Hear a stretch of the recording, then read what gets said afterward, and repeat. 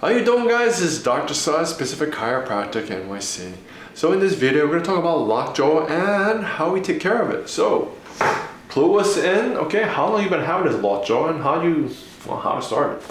I've been having it for like a year and a half. It started because I was laying down like this and I yawned and then my jaw went out of place.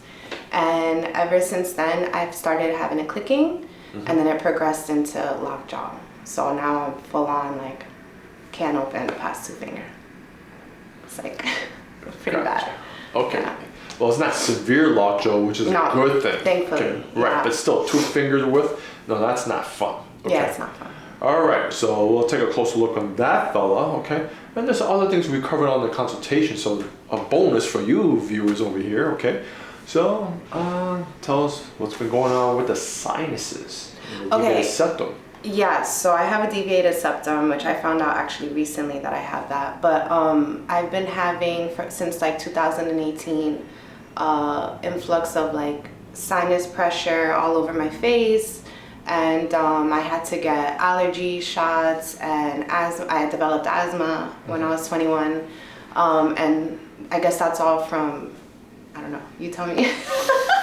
I don't know what it's from, but yeah. We'll find out on that one. But I know that it all connects, so.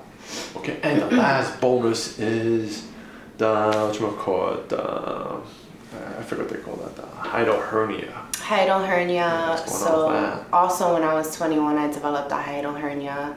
My stomach lining was really thin. For many years, I was taking naproxen from a car accident. Because I have scoliosis and all these back problems, I didn't know, I wasn't educated enough on it, and it thinned out my stomach lining. And when I was 21, I was drinking and it messed up my stomach. So I developed a hiatal hernia and I've been having it ever since. I think that the scoliosis might have contributed to it, but I'm not sure. Okay. Yeah. All right. Okay. All right. Let's go. Let's take a look. See what we got. All right. So some fun stuff over here. We can see this deviated septum over here. Okay, that should be a nice straight line, but no, it's bulging over to the left. So we got that issue. Okay, and we also see the sinuses over here. They're all clogged up over here. Okay, it's not as clear as I'd like you to see it. And same thing with the nasal sinuses and sphenoid, all that fun jazz. And the most obvious one, look at that jaw. It's just went all to the right. So yeah, we got that fun, some fun fella. So we're gonna deal with that TMJ right there. But another thing in terms of the hiatal hernia. Okay, now bear in mind. Okay, I understand that you had endoscopy, and that's where your ENT and your doc, confirmed it for you. Says no, you had a hiatal hernia at the time. Right. This X-ray is only at this particular time where we took it just a few minutes ago. See this gas over here? Okay, that's your stomach gas. Now this is what we'll call a magenblase. So what that means is that your stomach gas, a normal size, really should be like that size. But because you have so much gas that was created down here in your large intestines, right? Just like a sewer gas that was coming out the kitchen sink. It went all straight up, and on top of that, okay, there's those 2 sphincters. I'll show it to you in a moment, the other one, okay? There's supposed to be 2 sphincters. The one on the bottom is open.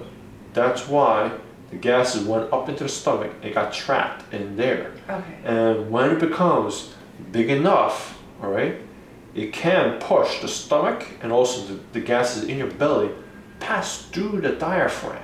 Okay. And that's how you get the hiatal hernia.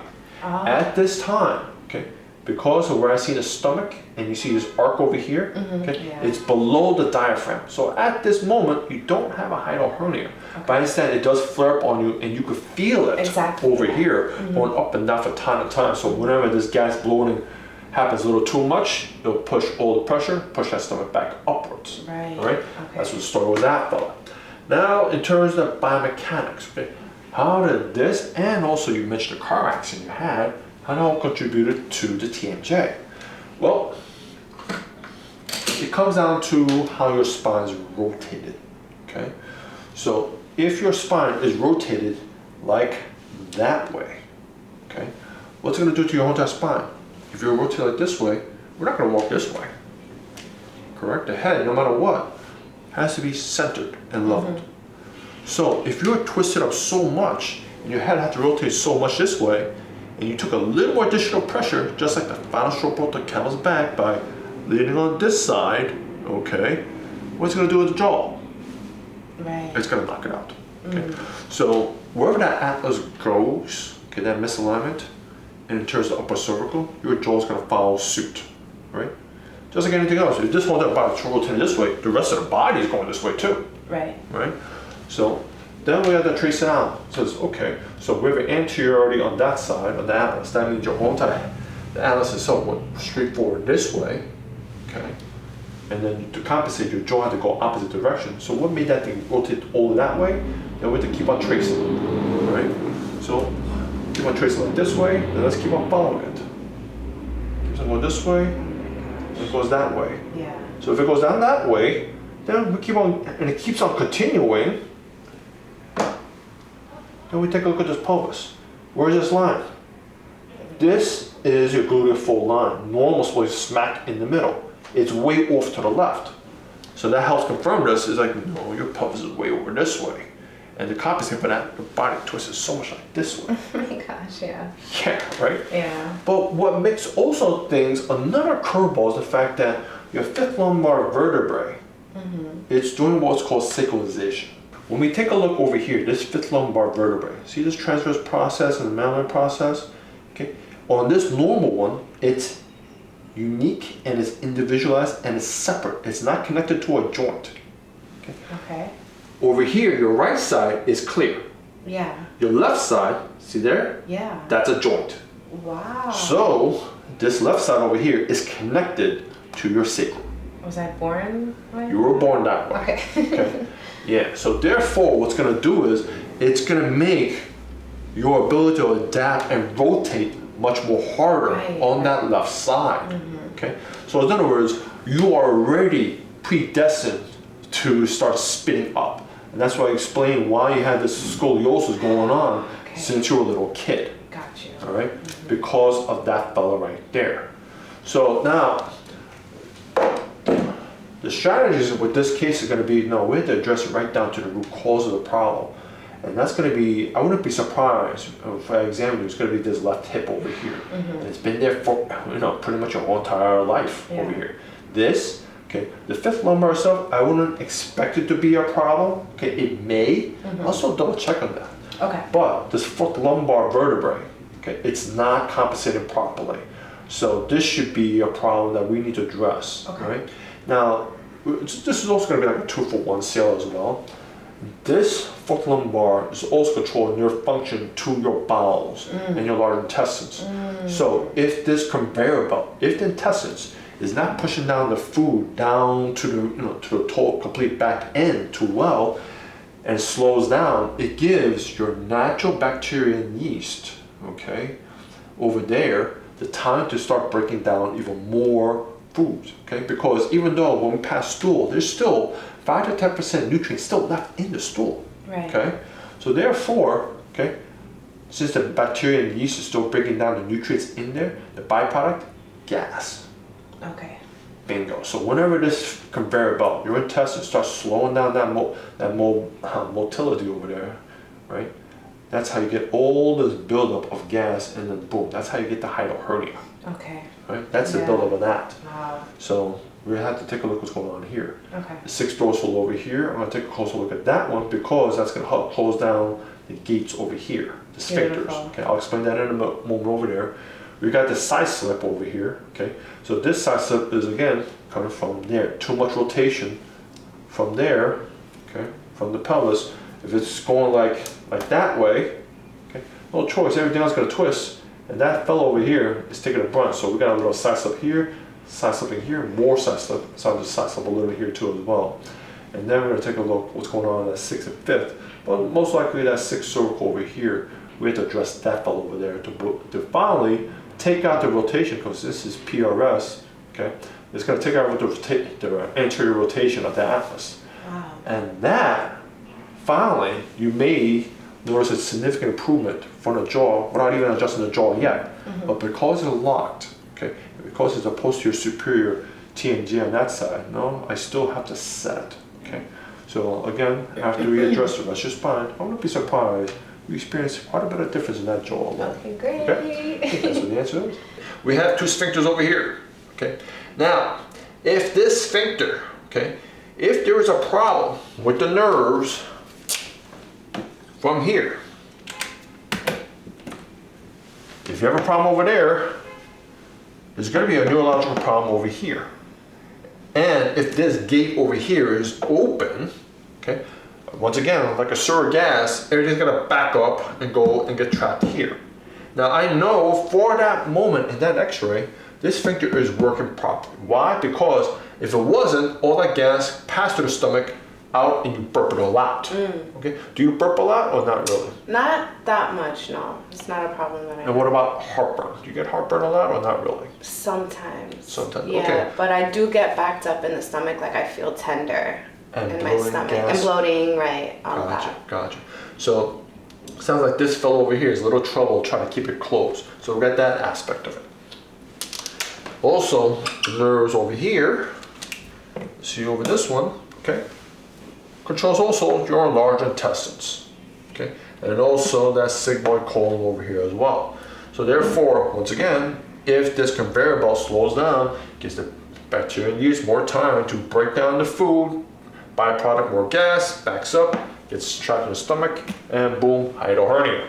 Okay? Right, It also yeah. explains your gas and bloating, which you're already experiencing. So we got that fellow over there. All right? So that's what the story is, and then let's go ahead, let's take a look. Great. First things first, take a little visualization, and yeah, swelling over here, swelling over there. Okay, this is very puffy down here, so we'll find out what that's all about. And same story with the upper cervical. See, this is very swollen up here, quite a bit. Okay, a lot of muscle spasm here too. So we'll take a closer look at that one. Let's take a look, see what's going on. We're looking for these potential areas.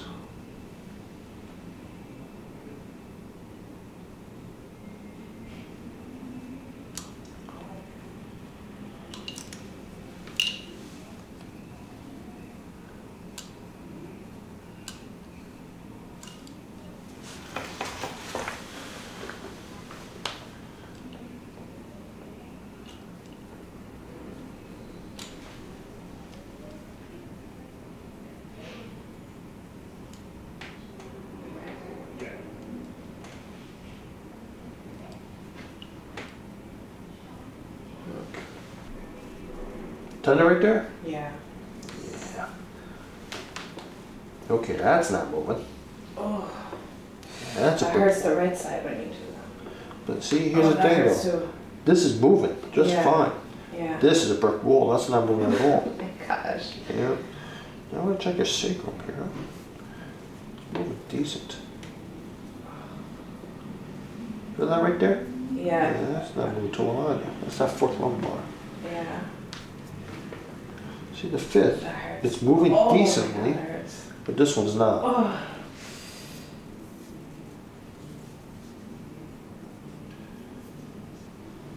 Right there. Tender? Yeah, it's in there. Yeah.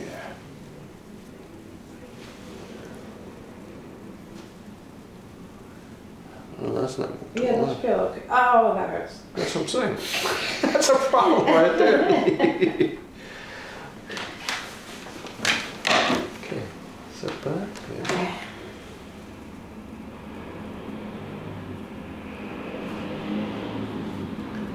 Feel that big knot right there? Yeah. Yeah, that's swollen. I believe we found that fella right there. There's that sixth cervical. So your atlas is slightly interior, but not too bad. So this is going to be a compensation. Come on up, please. Go ahead, walk around.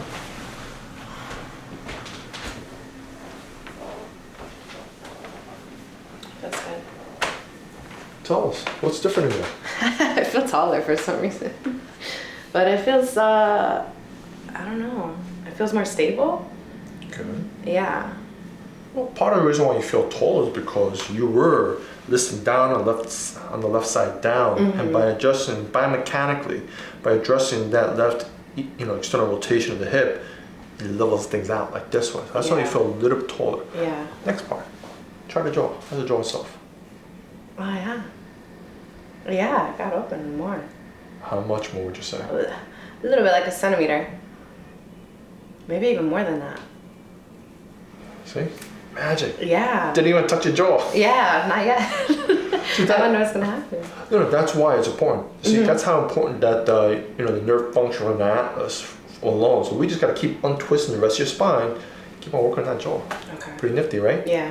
Another thing I forgot to mention about is you also been experiencing some right knee problems. Yeah. So in the past 4 months, like sometimes when I step, if I step wrong, this will pop out under the bone. Like I would feel something shift, and it's a very sharp pain.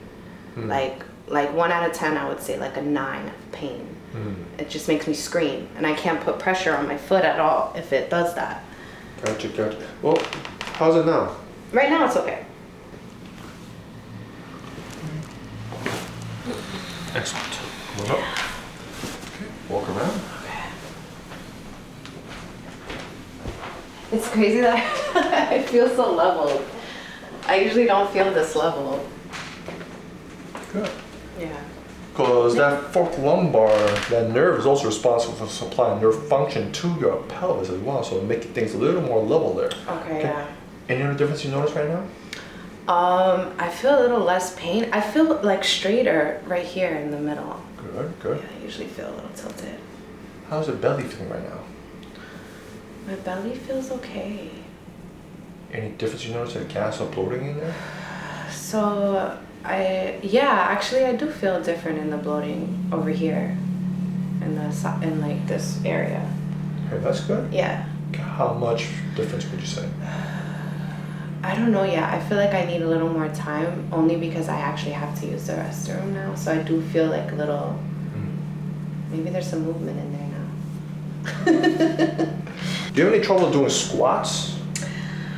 I don't work out a lot, so I'm not sure. I think I was having problems when I was doing it before. Yeah. What? On the sides, I feel like. What particular movement you know that really triggers that right knee of yours? Honestly, it could be if I just like stepping in any way, or when I sit and I put pressure on my body. Once I sit and do that whole rotation, I feel it. So why don't you give that a try then? Sitting? Yeah, sure. Okay. Oh, it feels better. Yeah, it feels a lot better. Good. On this side, yeah. Yeah, because that's that, again, the fourth lumbar nerve also goes to the knees, so Yeah. that should help with that. Just breathe. Okay, coming up, please. For some reason, I feel like gas was released or something. I did. Oh my gosh, that hurt a lot. Well, again, we just restored the nerve function to your stomach. Yeah. Tell us, what else is different you notice that belly right now then? I feel like more relieved in my stomach. I feel like this whole area. I feel like I breathe a little better. Yeah. Yeah, it feels better. Yeah, that's what all it takes. Yeah. So now we're gonna get the the nerves working a little bit better, get the conveyor belt moving a little better as well. Should be less gas and bloating, therefore less of that hyoid hernia. Yeah. Right? Yeah, that's all it is. Yeah, thank you.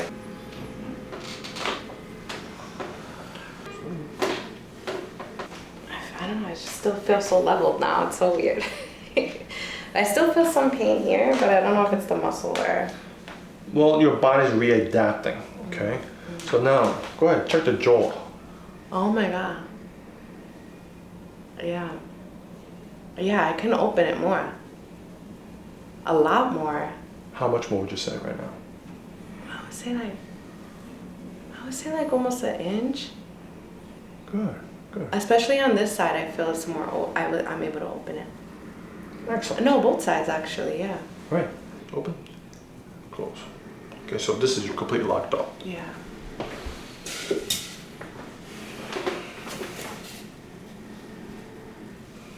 Open.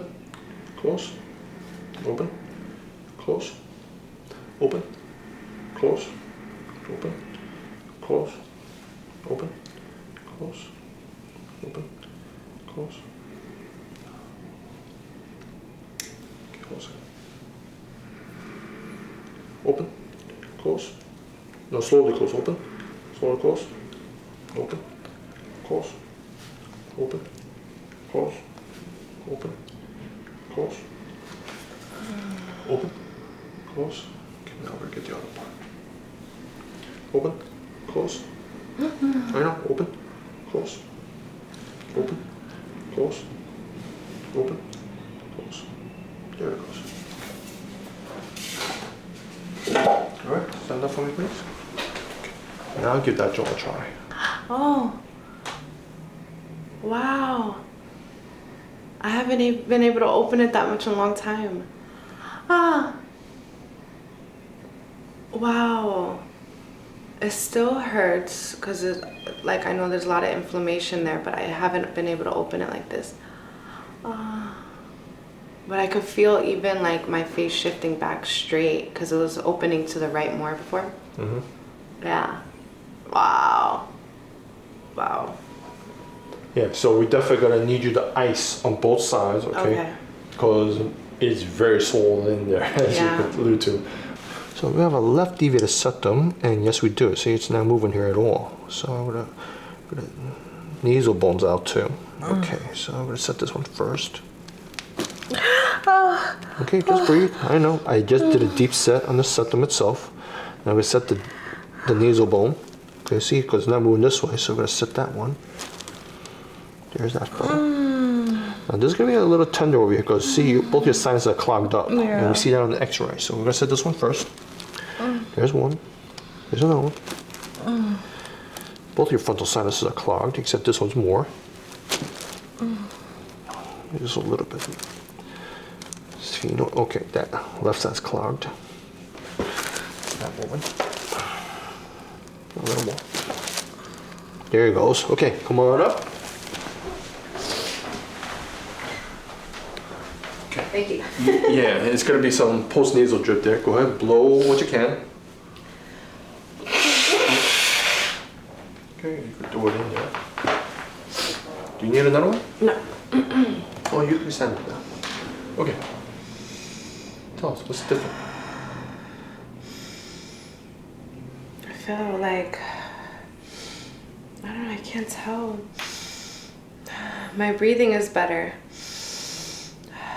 I think my face is still setting. I still feel like the pressure from when you pushed. Well, here's the thing, okay? Because we realign your sinuses, okay? Your body's gonna start draining all that debris out. This left side's draining like crazy right now. Well, there you go, okay? Because every person's gonna be different. In your case, that's what you're feeling right now. It feels like a waterfall gushing down the back of your throat. Right. Okay. And some people experience like, it feels like a little drip going on. And then some other ones, the third scenario is, feels like it says, I need to cough something, but you know, nothing's coming out. Yeah. Okay? Like that kind of situation. Now, it usually takes about the next 36 to 48 hours to drain all that stuff out. If you want to speed it up, what I recommend is, you know, get a nice hot bowl of water, you know, a steam one, right? You got it with a towel and breathe all the vapors in. Okay. You know, just to help flush all that garbage out of there. Okay? Okay, last part. Let's do your knees. Yay! Have a seat over here, please. I love her reactions. It's awesome. Yay! Like, oh my gosh, it's knee time. Can you imagine being in like all this pain in so many different places? But I just like kind of get kind of like used to it. You kind of just go with it, you know? But I'm glad that I'm getting to the root of the problem. I'm glad too, because I understand that all too well, pain is not a friend you want to be too closely associated with. Right. But no, the important thing is you're here and we're getting things working again. All right? Okay, now let's take a look at this knee over here.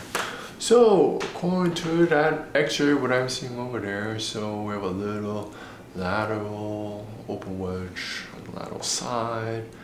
The patella, important thing is its proper alignment in the middle over there. That's good. Okay. This right patella is smack in the middle over here, so that's what I like to see. Just, I mean, we're talking slightly a bit to the right, but not too much.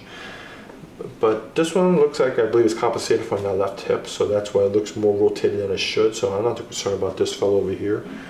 Whereas this fellow over here, it looks like your fibula may be out actually, because it looks kind of decent here. All right, and also this might be compensating from that left hip. So Right. let's take a closer look. Okay.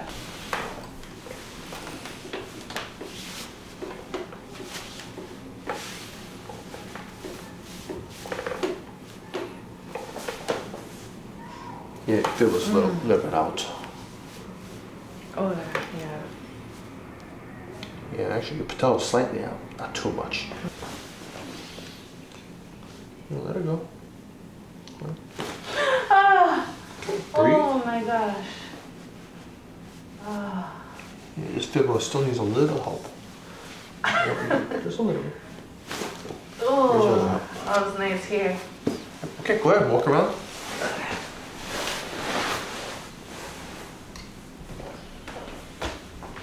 Yeah. Feel a little shift. Yeah, it feels good. Okay, go ahead. Test that left knee. Yeah, I don't feel anything. Oh, I feel good. And I felt like an adjustment here when you...